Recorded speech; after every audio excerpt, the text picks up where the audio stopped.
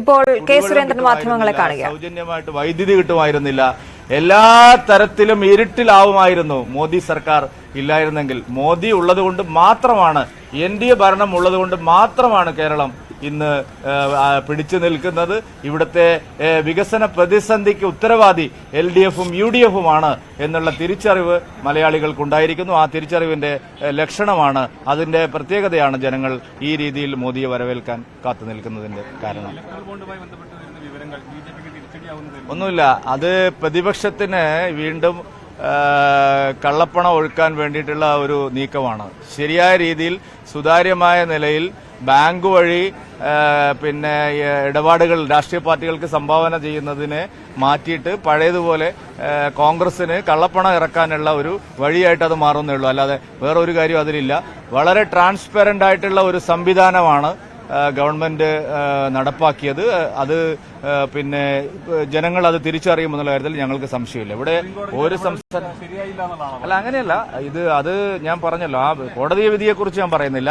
പക്ഷെ ഇലക്ട്രൽ ബോണ്ടിനെ കുറിച്ച് തെരഞ്ഞെടുപ്പ് സംവിധാനം സുതാര്യമാക്കുക എന്നുള്ളത് മോദി സർക്കാരിന്റെ ഒരു പ്രതിജ്ഞാബദ്ധതയാണ്. അത് വരുന്ന 5 കൊല്ലം നമുക്ക് വീണ്ടും മോദി സർക്കാർ വരുമ്പോൾ മനസ്സിലാവും. ഇവിടെ കമ്മ്യൂണിസ്റ്റ് പാർട്ടികളും കോൺഗ്രസും എന്താണ് ചെയ്യുന്നത്? കള്ളപ്പണം ഉപയോഗിച്ച് ഇവിടെ കേരളത്തിലാണെങ്കിൽ സഹകരണ ബാങ്കുകളിൽ കൊണ്ടുപോയി പൂഴ്ത്തിവെച്ചിരിക്കുകയാണ്. ED അന്വേഷിച്ചു കരുവന്നൂർ സർവീസ് സഹകരണ ബാങ്കിന്റെ അഴിമതി. 32 ബാങ്കുകളാണ്. ഇവിടുത്തെ മാധ്യമങ്ങൾ ആരും അത് ചർച്ച ചെയ്യുന്നേയില്ല. 32 സഹകരണ ബാങ്കുകളിലാണ് ഒരു പാർട്ടി വ്യാജ അക്കൗണ്ട് തുടങ്ങിയിരിക്കുന്നത്. മാർക്സിസ്റ്റ് പാർട്ടി, പിണറായി വിജയന്റെ പാർട്ടി ഒരു ജില്ലയിൽ മാത്രം 32 ബാങ്കുകളിൽ സഹകരണ സ്ഥാപനങ്ങളിൽ കള്ള അക്കൗണ്ടുകൾ തുടങ്ങിയിരിക്കുകയാണ്. അങ്ങനെ കേരളമാകെ അവരെത്ര കള്ളപ്പണം ഉപയോഗിക്കുന്നത് കേരളത്തിൽ കോൺഗ്രസും CPM-ഉമാണ്. BJPയെ സംബന്ധിച്ചിടത്തോളം എല്ലാം ഡിജിറ്റലായിട്ടുള്ള ഇടപാടുകൾ മാത്രമേ ഉള്ളൂ. ഞങ്ങൾ ആദ്യം മുതലേ പറഞ്ഞുകൊണ്ടിരിക്കുന്ന കാര്യമാണിത്. സുതാര്യതമാക്കാം. അയ്യോ, ഇതൊക്കെ വെറുതെ രാഹുൽ ഗാന്ധി കഴിഞ്ഞ പ്രാവശ്യം ചൌക്കിദാർ ചോർ എന്ന് പറഞ്ഞിട്ട് എന്തെല്ലാം ബഹളം വെച്ചു. അയാൾക്കിപ്പോ എത്ര സീറ്റുണ്ട്?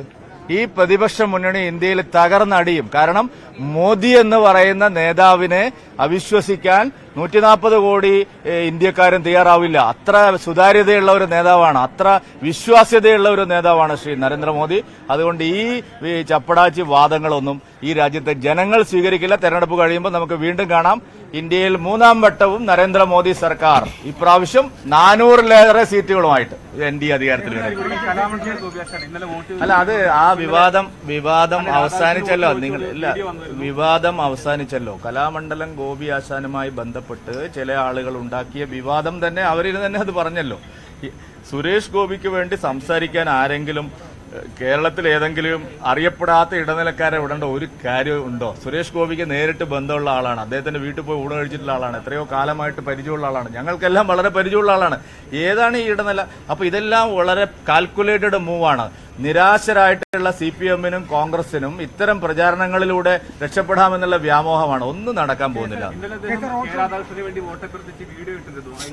അല്ല, അതൊന്നും നമ്മുടെ ഒരു ജനാധിപത്യ സമൂഹമാണ്. നമ്മളെ നാടൊരു എന്താ പറയാ ബൈപോളാർ പൊളിറ്റിക്സ്, അല്ലെങ്കിൽ ഒരു എന്താ പറയാ മൾട്ടി ഇതാണ്. ആൾക്കാർ പല കക്ഷി ബഹുസ്വരമായിട്ടുള്ള ഒരു സമൂഹമാണ്. കക്ഷി രാഷ്ട്രീയത്തിന്റെ അടിസ്ഥാനത്തിൽ എല്ലാവരും ഒരു പാർട്ടി ആയാൽ പിന്നെ ജനാധിപത്യം ഉണ്ടാവുമോ? നമ്മളതൊരു ജനാധിപത്യ സംവിധാനമാണ്. കമ്മ്യൂണിസ്റ്റുകാരുടെ ചിന്താഗതിയാണ് വേറെ ആരും പാടില്ല, പ്രതിപക്ഷം ഇവിടെ പാടില്ല. കമ്മ്യൂണിസ്റ്റ് പാർട്ടിയെ പോലെ ഇത്രയും ജനാധിപത്യ വിരുദ്ധമായിട്ടുള്ള ഒരു പാർട്ടി ലോകത്തില്ല. അവർക്ക് വേറെ പ്രതിപക്ഷമില്ല. ചൈനയിൽ പ്രതിപക്ഷമുണ്ടോ? റഷ്യയിൽ പ്രതിപക്ഷം ഉണ്ടായിരുന്നോ? ഏതെങ്കിലും കമ്മ്യൂണിസ്റ്റ് രാജ്യത്ത് പ്രതിപക്ഷം ഉണ്ടായിരുന്നോ? കിങ് ജോൺ ഉന്നിന്റെ നാട്ടിൽ പ്രതിപക്ഷം ഉണ്ടാവും. ഇന്ത്യ വെടിവെച്ചു കൊല്ലും മാധ്യമങ്ങളെല്ലാം. അതുകൊണ്ട് ഇവിടെ ഇരുന്ന് എന്ത് വർത്തമാനം പറയുന്നവർക്ക് ആവാം. BJP ഇതിലൊക്കെ വിശ്വസിക്കുന്നു. ആർക്ക് വേണമെങ്കിൽ പിന്തുണ പ്രഖ്യാപിക്കാം. നമ്മുടെ നാട്ടിൽ എത്രയോ ആൾക്കാർ എല്ലാ പാർട്ടികൾക്കും പിന്തുണ പ്രഖ്യാപിക്കുന്നുണ്ട്. പിന്നെന്താണ് ഈ കേരളത്തിലെ സ്ത്രീകൾ, നിങ്ങൾ നവരാത്രി കാലം ഒന്നും കണ്ടിട്ടില്ലേ? കേരളത്തിൽ ദേവി ശക്തി എത്രമാത്രം, ഇത്രയധികം ദേവീ ശക്തിക്ക് പ്രാധാന്യമുള്ള ഒരു സ്റ്റേറ്റ് വേറെയില്ല. ശങ്കരാചാര്യരെ പ്രതിഷ്ഠിച്ച എത്രയോ ക്ഷേത്രങ്ങൾ, എത്രയോ ആരാധന സമ്പ്രദായങ്ങൾ, ശക്തിപൂജയുടെ വലിയൊരു സ്റ്റേറ്റാണ് കേരളം. ആ ശക്തിയെയാണ് രാഹുൽ ഗാന്ധി അവമാനിച്ചിരിക്കുന്നത്. അതിന്റെ തിരിച്ചടി രാഹുൽ ഗാന്ധിക്ക് എല്ലാ സംസ്ഥാനങ്ങളിലും കിട്ടും. റോഡ് ഷോ തുടങ്ങാൻ വെറും 5 മിനിറ്റ് മാത്രമാണ് ബാക്കിയുള്ളത്. ജനപങ്കാളിത്തം കുറവാണെന്നൊരു വിലയിരുത്തലുണ്ടോ? അത് കൈരളിക്കാർക്ക് ചൊറിയുന്നുണ്ടെങ്കിൽ അതിന് അവർ വേറെ പണി നോക്കാൻ പറയും. കൈരളിക്ക് ചൊറിച്ചിൽ കൂടുമല്ലോ. മോദി ഓരോ പ്രാവശ്യം വരുമ്പോഴും കൈരളിക്കും പിണറായി വിജയനും ചൊറിയും. അത് വീട്ടിൽ വെച്ചാൽ മതി മോനെ കേട്ടോ. കിളിപ്പേട്ടിലേക്ക് പ്രമുഖ നേതാക്കൾ എല്ലാവരും പോകുന്നു. ഓക്കെ.